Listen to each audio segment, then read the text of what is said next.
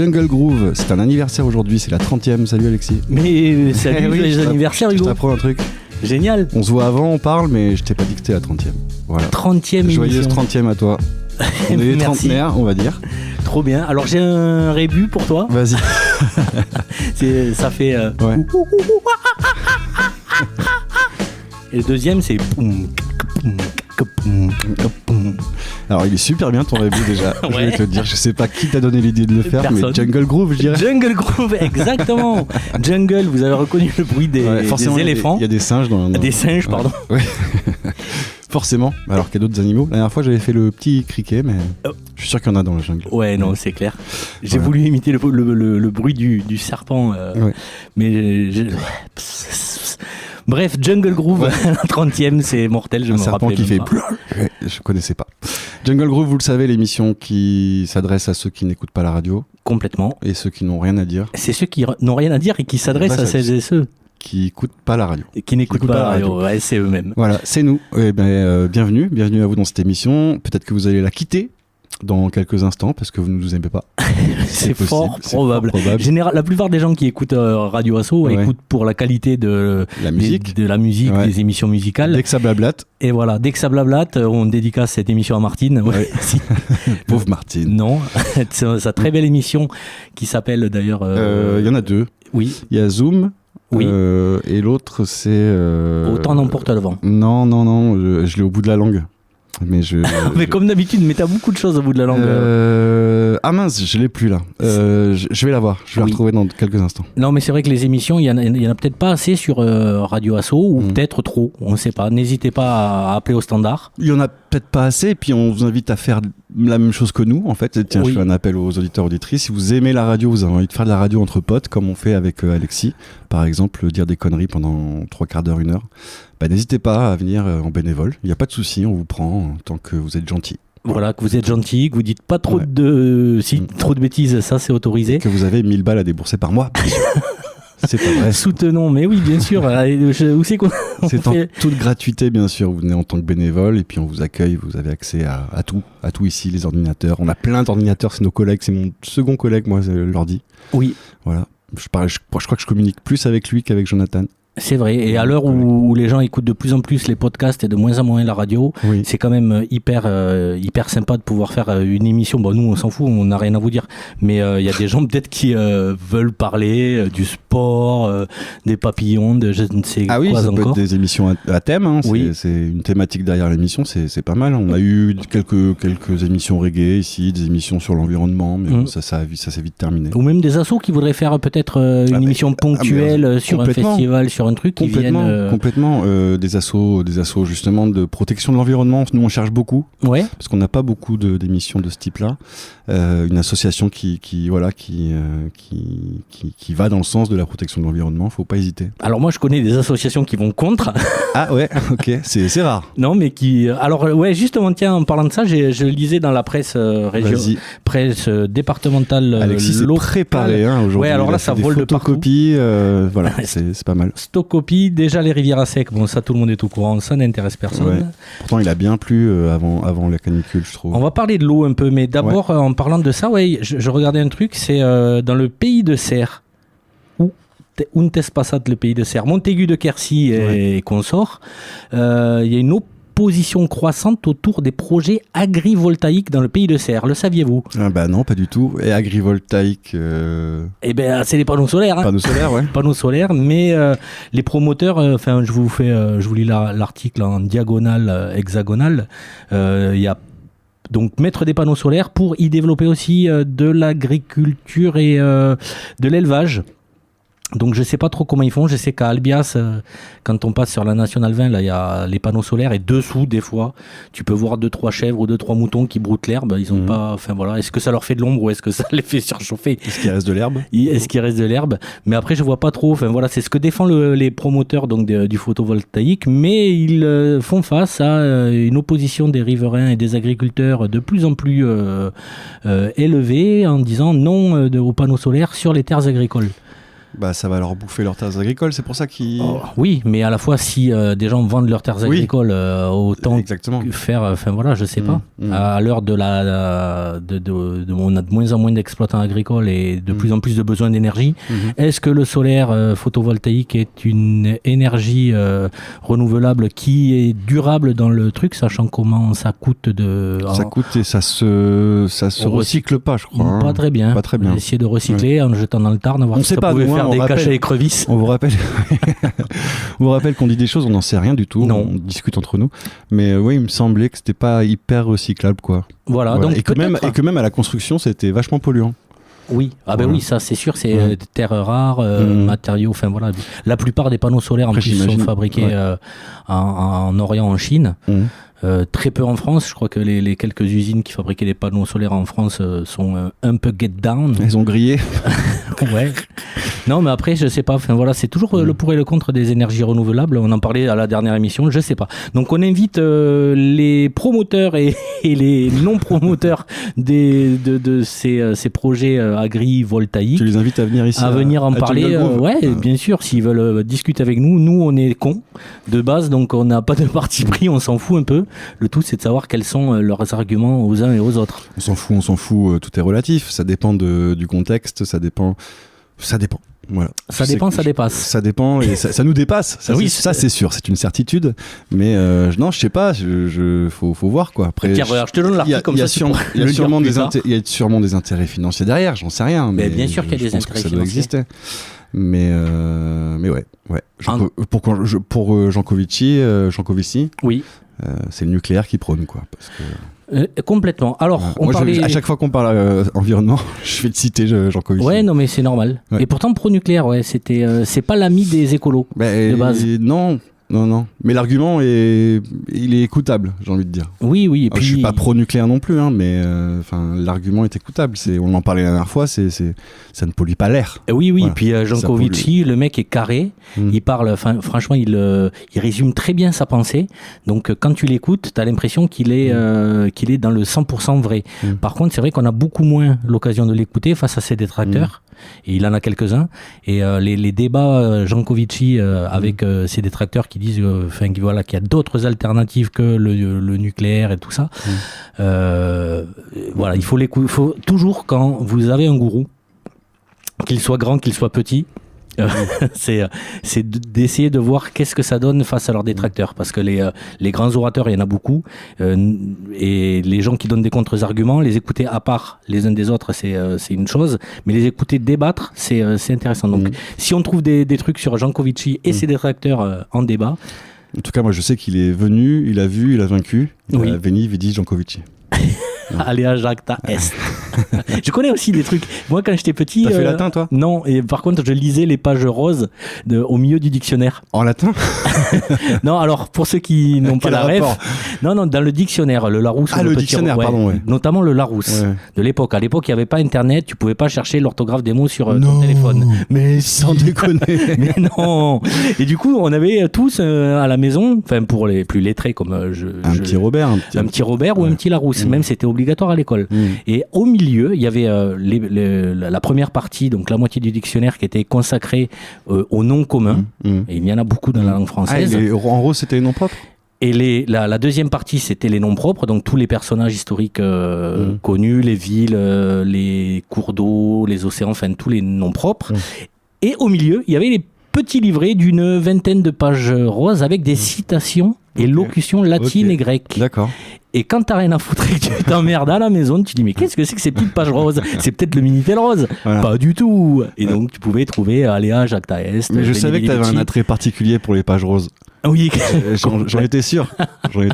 Mais en tout cas, respect à toi. Enfin, on donne beaucoup de force à Alexis qui n'avait pas de bouquin et qui était obligé de lire le dictionnaire. Mais c'est vrai. Mais c'est vrai que à l'époque actuelle, les jeunes, quand ils s'emmerdent, ils prennent leur téléphone et ils scrollent des histoires drôles ou des conneries qu'ils peuvent regarder. C'est con parce que ça pourrait servir à autre chose. Oui. Tu vois pas cette petite cette petite fille super sympa, super intelligente, qui a la maladie des os de verre, je sais pas si tu vois, qui est très médiatisée. Non, pas du tout. C'est une petite gamine qui a la maladie des os de verre, malheureusement, donc très fragile. Et c'est une érudite, elle apprend plein de choses et elle se sert d'internet pour apprendre des choses. Mais complètement. Donc, quand tu l'écoutes, t'as envie de te dire putain, c'est un outil qui sert vachement. Mais moi, quand je vois l'utilisation qu'en font les jeunes pour la majorité, je veux dire, c'est. Eh ouais, mais quand, comme moi, t'as passé une partie de ton enfance au fin fond de la campagne et l'hiver, t'as rien à faire, tu prends des bouquins et tu lis des trucs. Je lisais pas quand j'étais gamin, je me suis mis très tard. Moi. Ah merde. Ouais. Moi, c'est l'inverse. J'ai arrêté très tôt. Non, parce que mon frère le faisait très bien, pas pour moi, mais enfin, il le faisait très bien pour nous trois. On était trois dans la famille. Oui. Il le faisait assez pour trois, quoi. Voilà. Et puis moi, j'étais là, je veux pas faire comme mon frère, quoi. Complètement. Alors qu'aujourd'hui, bon, je vis un peu plus. Et oui. Moi, c'est à 12-13 ans, j'ai découvert Nintendo et Sega. Ah oui. Du coup, ça a mis un frein, un arrêt brutal à ma frénésie de lecture tout azimut. Moi, j'ai eu une NES. Hein. J'ai eu une NES. Je suis né en 88, donc T'es né en même temps quasiment. NES, c'est 86. Peut-être. Nintendo. Peut-être. Donc on a eu une NES, mais bon, elle marchait pas. Fallait tout le temps souffler dans les cartouches. Dans les cartouches. Ouais, la base. Et malgré ça ne marchait pas, quoi. Les gens doivent se dire, c'est vraiment des Alors aujourd'hui, on a trouvé une technique pour les cartes SD. Ouais. Tu vois les cartes SD. Oui, on a des problèmes, ça marche pas. Oui. Et il suffit de les mouiller un petit peu avec la langue. Complètement. Ouais. Et la connexion se refait. C'est pareil. Moi, ça m'arrive souvent avec mes téléphones portables. Tu sais, la connectique du chargement, là, même grâce à l'Union européenne, on a maintenant tous des chargeurs universels. C'est le seul bienfait que je connais de cette institution. Mais et des fois, je sais pas pourquoi, ça restait trop longtemps dans ma poche. Il y a trop de poussière qui se soit accumulée dans le chargeur. Ou alors, je suis resté trop longtemps sous la pluie. Il y a trop d'eau qui se soit accumulée. Et le truc se met plus en marche. Avant, je grattais pour me dire tiens, je vais enlever la poussière et ça détériore encore plus la connectique. Non, tout ce qu'il faut, c'est comme tu dis, tu suces tranquillement le petit bout du truc, tu l'humidifies un peu et ta salive permet de refaire. J'ai fait ça il y a pas longtemps. J'ai l'impression de passer pour un con devant les stagiaires qui étaient avec nous. Ouais. Et non. Et ça marche, ça fonctionne. Et ça fonctionnait. Ça fonctionne. Après, Jonathan, mon collègue qui lui s'y connaît plus m'a dit tu vas l'oxyder. Faut éviter, quoi. Mais oui, parce qu'après on l'oxyde plus que. Je pense que ça la détériore. Ouais. Ça marche sur l'instant, mais sur le long terme, c'est pas une solution. Non, c'est sûr. Bon, dans tous les cas, si vous êtes vraiment dans la galère, n'hésitez pas à sucer vos cartes SD. Vos cartes SD. Venez nous voir. On fait des petites soirées, on lèche des cartes SD. Sinon, l'eau. Ouais, l'eau, on en parle, j'ai refait un petit on vient d'en parler, on vient de parler de salive. Ah oui, c'est vrai, la transition est parfaite alors. Super. Sachant qu'il a bien plu cet hiver, tout le monde se réjouissait du remplissage des nappes phréatiques. Et d'après le préfet, on est quand même déjà avec un mois d'avance sur le niveau des rivières et des nappes phréatiques. Donc, surconsommation d'eau, vous tirez trop la chasse quand vous allez aux toilettes. Voilà. Allez pisser dehors déjà. Vous brossez trop les dents, vous prenez trop de douches, vous avez trop votre jardin, vous remplissez trop vos piscines, vous lavez trop vos bagnoles. Voilà, n'utilisez plus d'eau, buvez de la bière ou du café. Non, le café, il faut de l'eau. Hein, quand même. Ouais, la bière aussi, à la base. Hein, mais... Alors, il faudrait trouver. À la base, il faut de l'eau. Moi, j'avais inventé quand j'étais jeune de l'eau en poudre. L'eau en poudre, c'était vachement bien, sauf que effectivement, on m'a dit à juste titre qu'il fallait la diluer dans de l'eau. Donc, mais ça marchait bien. Si c'est une poudre expansive, tu vois, genre où tu as besoin de peu d'eau pour faire beaucoup d'eau, pourquoi pas? J'ai envie de dire. Ouais. Alors à réfléchir. Ouais. Si tu multiplies l'eau. Non, c'est une poudre absorbante. Donc, il faut mettre deux volumes d'eau pour avoir un volume d'eau potable. Mais bon, c'est. Non, voilà, pour vous dire que effectivement, faut faire attention, quoi. Assez préoccupant en ce moment. Ouais. Par contre, moi, je sais que j'ai l'occasion et j'ai l'opportunité de pouvoir aller pisser dehors. Oui. Si vous en avez l'opportunité, faites-le, quoi. Oui. Voilà. Ah oui, c'est vrai qu'il y a certains garçons qui pissent encore dans les WC. Ça m'arrive quand j'ai pas le choix, en ville par exemple. Mais... En ville aussi, Ah ouais. En ville, je vais pas aller pisser dans la rue. Non, mais en ville, mais pas dans la rue, mais t'as toujours une petite rivière, un petit truc, un petit squat. Après, quand t'as super envie de pisser, je suis désolé, je vais à la rivière. C'est où l'endroit le plus chaud où tu te rappelles avoir pissé d'ailleurs, tiens Hugo? L'endroit le plus chaud? Oui, le plus chaud, pas le plus chaud en température, le plus... non, alors j'ai juste un souvenir par rapport à ça. C'est la plus grosse envie de pisser que j'ai eue de ma vie, c'était au festival d'Arras. à Arras, justement dans le Nord. Et en fait, c'était super mal foutu parce que le festival se déroulait, je crois qu'aujourd'hui c'est plus le cas, mais il se déroulait sur la place d'Arras qui est magnifique et pas un brin d'herbe ou de quoi que ce soit. C'est de la pierre. Oui. Et ils ont fait un seul endroit, un seul rendez-vous pipi. Et je me souviens juste, l'anecdote est nulle, hein, mais je me souviens juste avoir fait la queue pendant 2 minutes et au bout d'un moment j'ai dit non, c'est pas possible, j'ai doublé tout le monde et sans vergogne. J'y suis allé quoi. Moi, tout le monde m'a regardé en train de les doubler. J'ai fait, je suis désolé, mais là je me pisse dessus sinon quoi. Voilà. Mais en tout cas, petit message à Arras, si ça se déroule toujours sur la place, faites un truc pour les chiottes parce que un coin chiotte pour 4000 personnes, c'est complètement. Et alors moi, c'est pareil. J'en suis pas fier. Je recommande d'ailleurs. Je pense que je suis. Il y a prescription. C'était il y a très longtemps. C'était sur ta mère. D'ailleurs, ta mère nous a appelé. C'était place du Capitole à Toulouse, un soir de fête de la musique rempli de monde. J'avais un peu picolé, voilà, enfin un peu bu, du coup j'avais la vessie. On rappelle que l'abus d'alcool est dangereux pour la santé, c'est à consommer avec modération. Pas dit que j'avais bu autre chose que de l'eau. On sait jamais, tu vois. Oui, on sait bien sûr. Et grosse envie, sauf qu'il n'y avait pas de toilettes publiques. Et c'est vrai qu'en ville, lors de manifestations, fêtes de la musique, tout ça, il y a maintenant peut-être qu'il y en a, mais dans les années 90, début 2000, il n'y avait pas. Et là, j'ai craqué, et donc contre le mur du Capitole, avec la foule derrière la scène, à l'angle de la scène, discretos, mon petit pipi, fait un gros pipi. Putain, ça se trouve, c'est la même fête de la musique où moi j'en ai fait une à Toulouse, une seule fois parce que j'aime pas ça. Et là, t'es passé place du Cap, t'as dit, mais c'est quoi ça? Non, j'ai fait la même chose, mais pas par la même voix que toi, si tu veux que je. Ah ouais. Mais pas par la voix du bas, hein, la voix du haut. Oui, ok. Il a fait sa petite pêche derrière la scène, la grande scène. Non, voilà. D'ailleurs, la grande scène qui doit, j'imagine à l'heure actuelle, place du Cap, ça doit être hyper protégé. Je suppose. Oui, parce qu'il y a des grands artistes. On ne sait pas d'ailleurs si ça. Big up au festival de l'été de Vaour, qui est encore un des seuls festivals où il n'y a pas de sécurité. Oui. Et il y a des toilettes sèches. Et big up aux bénévoles des toilettes sèches qui reviennent chaque année, qui s'occupent des toilettes sèches, qui s'occupent de les monter, qui s'occupent de tout vider. Franchement, moi, à chaque fois que je les vois, je leur dis merci beaucoup parce que vous gérez de fou. Ouais, c'est oui. Je les utilise jamais parce que je fais je vais pisser ton petit sac personnel. Et que j'ai rarement envie de chier à l'été de Vaour, on va dire. Mais merci à eux, quoi. Enfin, non, c'est vraiment chouette, ouais. Les toilettes sèches, voilà, dans tous les festivals. Après, il manque toujours de toilettes. Je me rappelle d'une émission Jungle Groove qu'on a faite il y a peut-être une des premières où on parlait déjà de ça, du manque de toilettes et notamment pour les filles. Les filles qui ont besoin d'un peu de... Les toilettes publiques aujourd'hui, c'est les mecs qui... C'est n'importe quoi. Moi, jamais j'irais pisser ou chier dans les toilettes publiques de Montauban, par exemple. Je suis sûr que c'est crado à souhait, quoi. Mais à cause des mecs, j'en suis sûr et certain. Je vais mener mon enquête. Tiens, on va faire une émission dans les chiottes fermées publiques de Montauban. Ouais, parce après, il faut payer. Ouais, c'est payant. Il y en a qui sont payantes, il y en a qui sont gratuites. Je vais aller faire un petit reportage sur savoir ce qui se passe dans les toilettes publiques à Montauban, les payantes et les gratuites. Faire un petit micro-trottoir devant les chiottes. Oui, bonjour, pourquoi vous allez aux chiottes?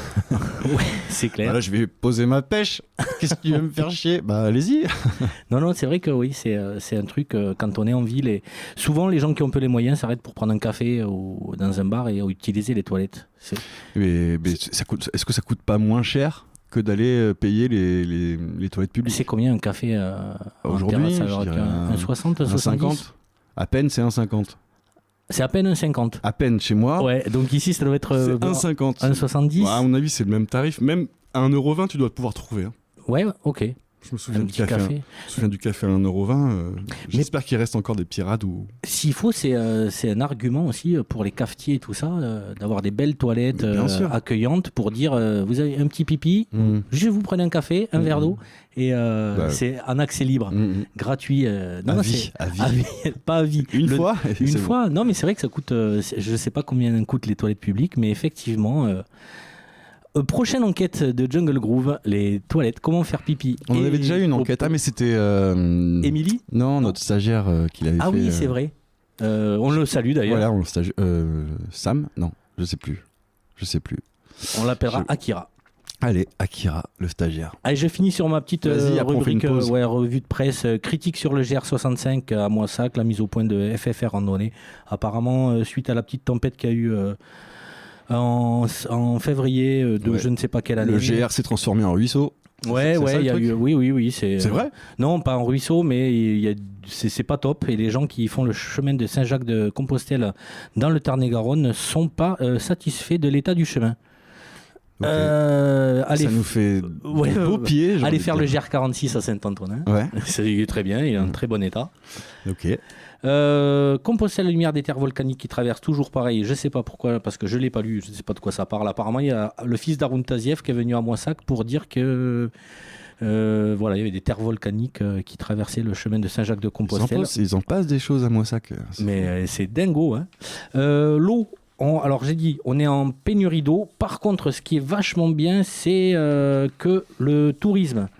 On a une eau d'une extrême qualité, notamment les différents lacs et retenues du Tarn-et-Garonne. Il y a celle de Molière de tête, de Montclar, et attends, je vais te dire les autres parce que je les connais pas par cœur. Montaigu de Quercy et Parisot.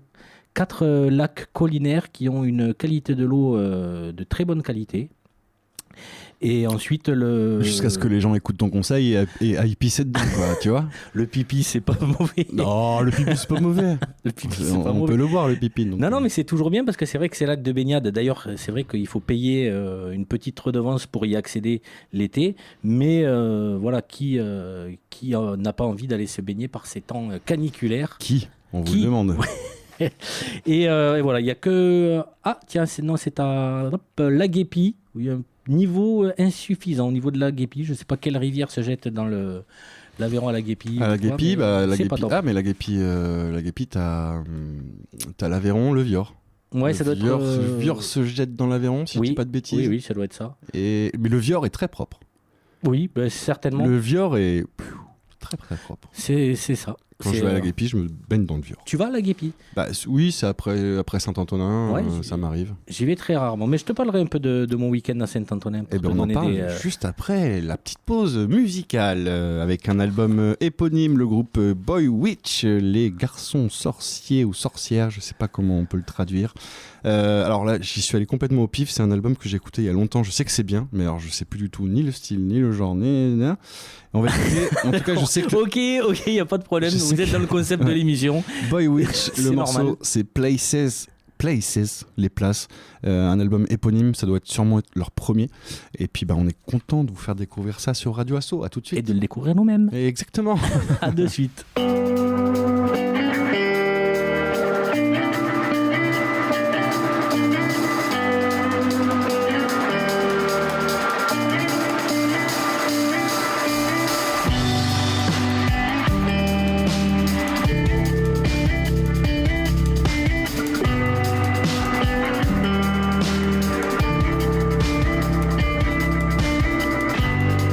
Dive deeper.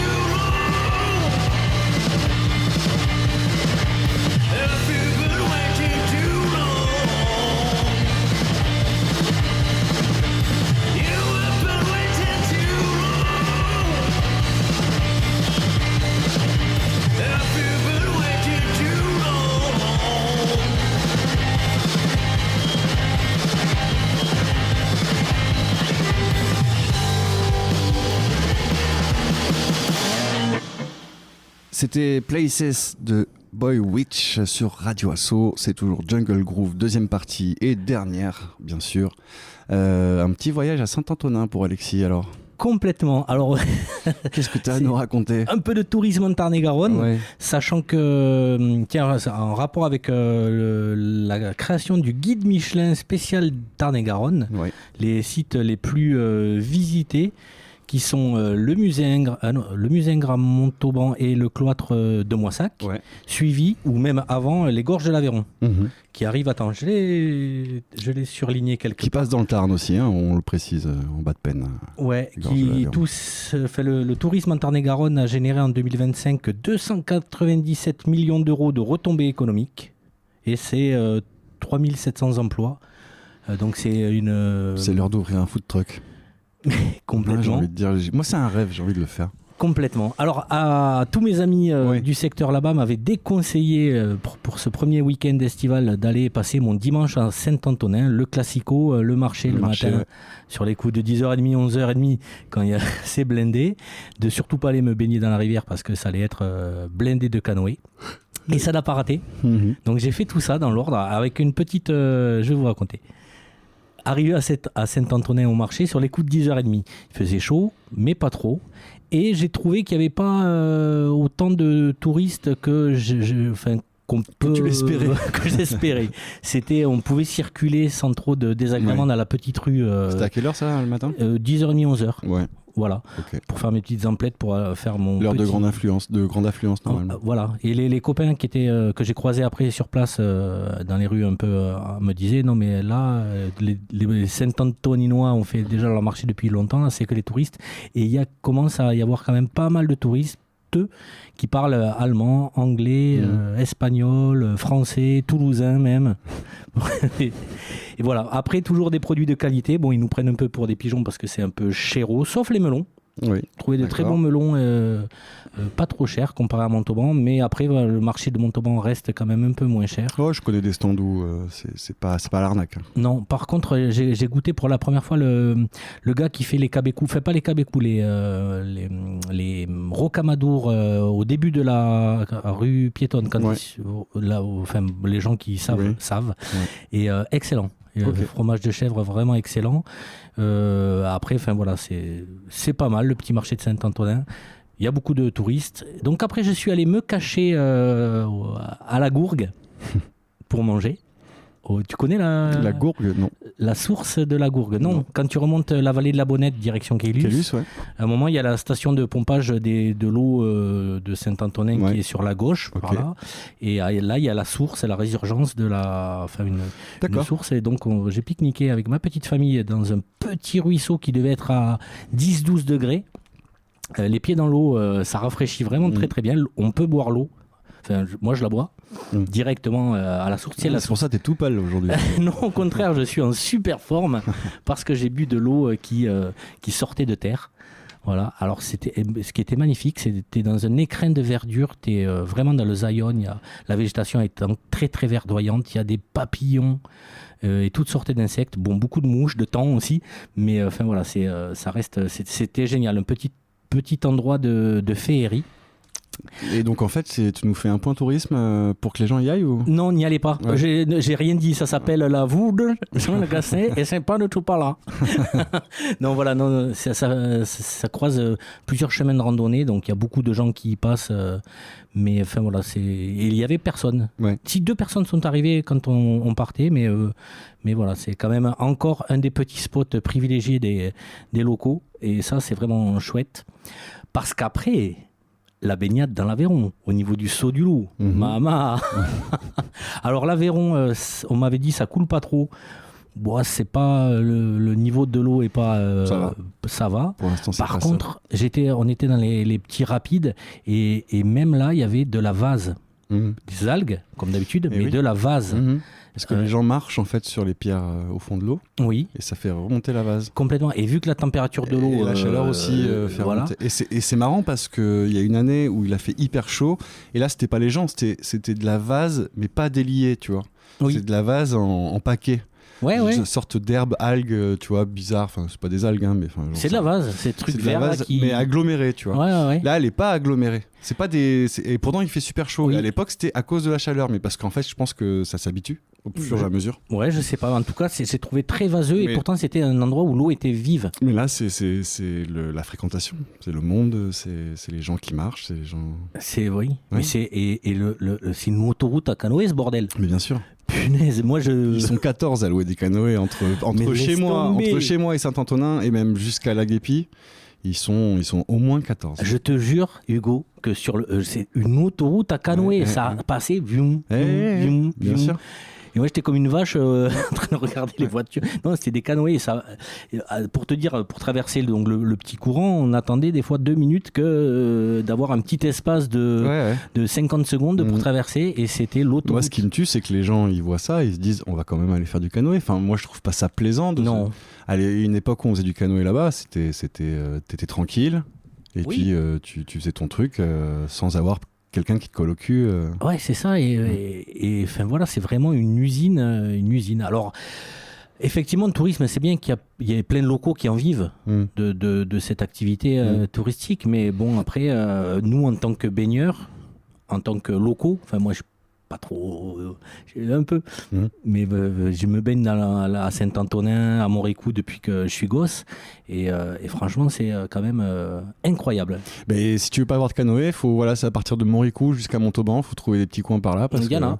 Il y en a. La dernière fois, je suis allé au Gué du, je sais plus quoi, à côté de Montauban. Bah c'était blindé, mais il y avait pas de canoë. Ouais, le Gué du je sais plus quoi. Après il faut avouer que mais il y a de plus en plus, pardon de m'interrompre moi-même, il y a de plus en plus de loueurs de canoë sur toutes les autres parties qui sont moins rapides, parce que Saint-Antonin t'es dans les gorges de l'Aveyron, le paysage est magnifique et en plus il y a des petits rapides, donc c'est un peu ludique le canoë à Saint-Antonin, mais de plus en plus de gens vont de Négrepelisse à Albiaz, de Albiaz à jusqu'à... Ça se fait par là-bas? Ouais, ça se fait, il y en a même au pont du Sola à la Française. Okay. Voilà, ça loue des canoës et bientôt ça sera... Il y en aura trop, il n'y aura plus de place pour aller se baigner. Bah nous, à peine, il y en avait un loueur, maintenant il y en a 2. Ah oui. Voilà, depuis 3-4 ans, je dirais, un peu plus. Et puis tout le long de la route, jusqu'à Saint-Antonin, il y en a 1, 2, et puis arrivé à Stanto, il y en a quelques-uns. Ouais, c'est hallucinant. Il y en a au moins 4. Donc je disais 14 tout à l'heure, mais non, c'est pas vrai, mais une petite dizaine quand même. Voilà. Mais ils font leur bif. Ben oui. Après, ça marche. On va pas leur jeter la pierre. Mais justement, on voit les canoës passer, mais on voit aussi les camions qui viennent chercher, qui font les allers-retours, les navettes. Oui. Il y en a tout le temps. Oui. Tout le temps, ça ne s'arrête jamais. C'est voilà, l'usine touristique. Après, enfin voilà. Il y a le pour et il y a le contre. On peut pas en vouloir aux gens qui ne peuvent pas partir et qui sont, tous ceux qui sont à Toulouse, même Montauban, enfin. On peut d'aller faire un petit tour en canoë. À côté de chez eux, quoi. Au contraire, c'est ça le bon tourisme. Si vous avez l'opportunité d'y aller, allez-y plutôt le matin. Allez-y en semaine. Le lundi matin. Voilà. Lundi matin, vous allez voir, c'est nickel. Ouais, parce que. Et encore. Je ne sais pas. On va mener l'enquête. Mais ça, c'est Hugo qui va s'en charger car il est plus près de. Oh, l'enquête, elle est faite. T'en fais pas. Il y a même des gens qui prennent des photos des canoës. Bah oui, alors ça, c'est un ami à moi, ça. Je sais, c'est pour ça. On en a déjà parlé. On en avait déjà parlé. Où j'avais fait ce nageur sauveteur. Exactement. Non, sauveteur comique. Je faisais. Enfin, bon, bref. J'ai sauvé les gens en leur faisant des blagues. C'est ça, exactement. Donc c'était pas. Pour ça, j'aime bien. Voilà, j'aime bien. Voilà, donc. Mais super. Oui, et donc après, je m'en vais de Saint-Antonin parce qu'il y a trop de canoës. Qu'est-ce qui se passe dans cette péripétie ? Je me dis, tiens, je vais prendre la touristique pour rouler fenêtre ouverte, cheveux au vent. Sauf que là, pareil, il y a tous les gens qui viennent de faire leur tour en canoë, qui rentrent sur Toulouse, sur Penne, sur je ne sais où, et qui roulent à 40 à l'heure, putain, c'est limité à 80. Bah, c'est pas les locaux, ça. Ah non, et ils sont là, et tu peux pas doubler. Enfin, tu peux, mais c'est un peu très risqué. Très peu d'endroits. Donc ça, au bout d'un moment, j'avais fait 3-4 km, on était à 40 à l'heure. Même les loueurs de canoë derrière qui sont là, j'ai dit, bon, c'est bon, je vais monter par Casal. Et je vais reprendre le plateau là pour rejoindre Montrécoux par le plateau, parce que là il y a la grande ligne droite où tu peux rouler à 200 sans croisement, à part la nuit des sangliers et des biches, etc. Pour ceux qui connaissent, je prends la montée de Casal, arrivé en haut, il faisait, je sais pas, 140 degrés sur le truc. C'était sec. Je me suis dit, une étincelle, si je jette mon mégot comme j'ai l'habitude de le faire, là-dedans, ça va prendre feu. Et effectivement, c'est sec. Le Causse, il est sec. Ah bah oui, et puis il n'y a pas un cours d'eau, il y a pas un cours d'eau là-haut. Donc... Mais il y a des gens qui vivent là. Ouais. J'ai plein d'amis qui sur le Causse là. Mais ils n'ont pas l'eau courante. La route qui monte au-dessus de Casal là, Saint-Cyr qui va jusqu'à Saint-Cyr. Ouais. À Cadène, Carême, tous ces petits lieux-dits là. Sept-Fonds après, pas loin. Oui, mais Sept-Fonds, il y a de l'eau, il y a la vallée de l'Aller un peu en dessous, mais sur le Causse, là, au niveau entre Saint-Cyr et Caussade. Saint-Cyr et Cajar. Bon, bref, le Causse, là, ce qu'on appelle bêtement le Causse dans notre jargon de locaux, c'est archi sec. Et quand on voit les incendies du côté de Narbonne, Béziers, Perpignan et dans les Landes, on se dit une étincelle sur le Causse et ça peut aussi faire mal. C'est clair. Donc c'est pour ça que le SDIS, les pompiers tarn-et-garonnais sont en alerte maximum. Parce que l'État a dit attention, il peut y avoir des incendies partout. C'est dans les Pyrénées-Orientales là où ça a cramé. Ouais, c'est les PO au-dessus de Perpignan. 4600 hectares. Un truc de pour fou. l'instant. Après, ça régénère un peu la végétation. Et faut pas non plus s'en réjouir. Hein, mais... Non. Mais ça repousse, c'est compliqué. Après, qu'est-ce qu'il y a après les cendres les rameaux. Des asperges. Des asperges. Des asperges sauvages. Oui. Complètement. Et recrudescence d'asperges sauvages après un feu de forêt. Ouais. Mais dans une terre un peu sablonneuse. Peut-être, en tout cas près de Saint-Antonin, c'est ce qui s'est passé. Et c'est pour ça qu'on a appelé notre groupe Asparagus After Ashes, parce qu'on trouvait ça super beau. Mais il faudrait que tu nous fasses. Vous enregistrez des trucs avec ton groupe Non, pas pour l'instant. D'accord. Voilà, mais ça va venir, on a quelques concerts qui vont arriver. Et est-ce qu'on pourrait écouter ça sur Radio Asson ou... Non, je suis pas comme ça. Et moi, je pourrais le passer dans l'émission de Bien sûr, tu pourras. Ça, tu peux faire si c'est ton choix. Oui, parce que j'aimerais bien. On verra. Quoique non. Ça sert à rien parce qu'on n'écoute pas les morceaux qu'on passe. Non, c'est vrai. D'ailleurs, c'était vachement bien le truc des Witches. Là. Ah oui, Boy Witch. Ouais, c'était cool. C'est une des meilleures musiques que j'ai entendues ces 10 dernières années. Non, on passe toujours du bon son ici. Même si tu l'écoutes pas pendant que je la diffuse, tu vas voir, c'est super bien. Ok. Toi, de toute façon, tu l'écoutes quand tu mets ça en podcast sur YouTube, parce qu'on rappelle que Jungle Groove est en YouTube. Ah oui, complètement. Ben oui. En plus, j'enregistre là le truc. On va voir nos ganaches pour une première.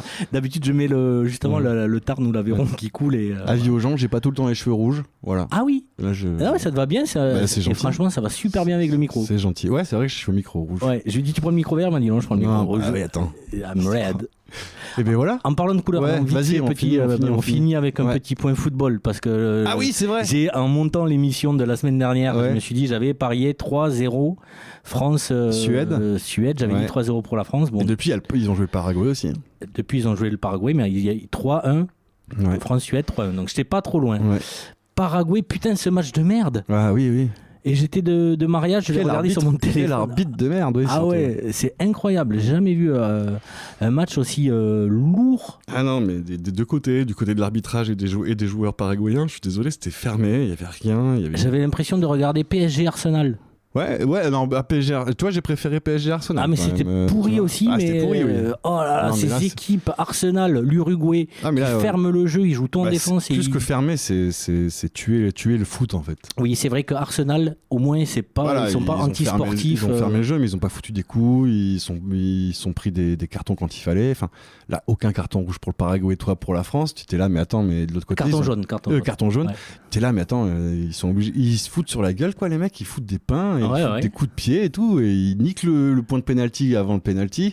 T'es là, mais incroyable. Il faut quoi pour avoir un carton jaune en fait? Incroyable. Faut être la France, voilà, tout simplement. Je sais pas pourquoi l'arbitre a joué comme ça, parce qu'il joue aussi, l'arbitre. Oui, bien sûr. Quel nul. Ah, nul. Mais enfin, il va s'en prendre plein la gueule quand même là, je pense. Je pense qu'il va pas réarbitrer un match. Le match, on est diffusé jeudi. C'est ce soir pour vous. C'est ce soir. Ouais. France-Maroc. Ouais. Voilà, mais pronostic, je vois une victoire de la France, mais je déteste dire les scores parce que je me trompe tout le temps. Moi, je serais content parce que je serais content que le Maroc gagne parce que c'est la dernière nation africaine encore en lice et c'est. Non, il y a l'Égypte. Eh oui. Mais qu'est-ce que tu es bon en géographie, mon cher Hugo. Waouh. Effectivement, il y a l'Égypte qui joue. Qui va jouer l'Argentine. Ouais. Quand vous écouterez l'émission, c'est pas s'il est passé le match. Destin de l'Égypte sera sûrement déjà scellé. On sait pas. Toujours est-il que France-Maroc, j'aime beaucoup l'équipe du Maroc, mais bon. France 3-0. Ouais. Ça peut être une revanche pour la dernière Coupe du Monde pour les Marocains. Demi-finale. Non, mais c'est impossible. Les Français sont vraiment. Ils sont trop. S'ils font le même jeu que les Paraguayens, fermer le jeu, pas aussi agressif, mais s'ils ferment le jeu comme eux, je pense qu'il y a moyen qu'ils fassent quelque chose. Les Marocains sont roublards en plus. Il y a moyen qu'ils fassent un truc. Non, mais franchement, les Marocains, équipe du Maroc, je sais que tu m'écoutes. Fais pas comme le Paraguay, l'Uruguay ou mes couilles, c'est de la merde. Ouais, tente ta chance. Tente ta chance. Joue le coup à fond, j'ai envie de dire. Joue le coup vraiment. Procurez-nous du beau football. Sur un match, tout est possible. C'est clair. J'ai envie de dire. Et voilà, donc on voit la France passer, mais ce serait pas déconnant que le Maroc le fasse. Complètement, sachant que le Brésil a été sorti par la Suède. Ouais, non, la Norvège. C'est pareil. Ouais. Non, le drapeau change, mais c'est les mêmes têtes. Oui, t'as raison. Et leur attaquant, j'ai pas vu le match, mais alors les buts. Magnifique. Ça, c'est du football, ça. Voilà, c'était le petit point football. On a fait nos pronostics. C'est ça, et on vous encourage à supporter l'équipe de votre choix, mais de la supporter dans la joie et la bonne humeur et le respect des autres. Putain, j'ai fait un petit concours de pétanque samedi. Laisse tomber les... J'ai cassé des gueules. Ah non, mais franchement, putain, les mecs, vous avez bu 2 Ricards, 3 bières, vous êtes des casse-couilles, putain. Non, mais sans déconner, les gars. Oh, détendez-vous. Ouais, il faut se détendre un petit peu. Non, il faut se détendre et être fair-play, surtout.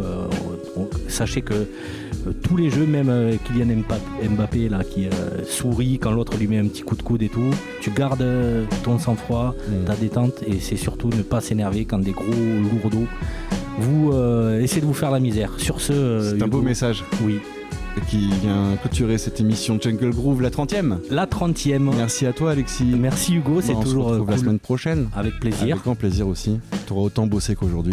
C'est la photocopieuse. Après, j'ai préparé d'autres trucs, mais franchement, vous avez vu, vous allez voir sur YouTube comment les feuilles elles volent et tout. J'ai préparé, mais je suis pas encore bon. À la semaine prochaine. À la 60e. Ciao. Ciao les gars.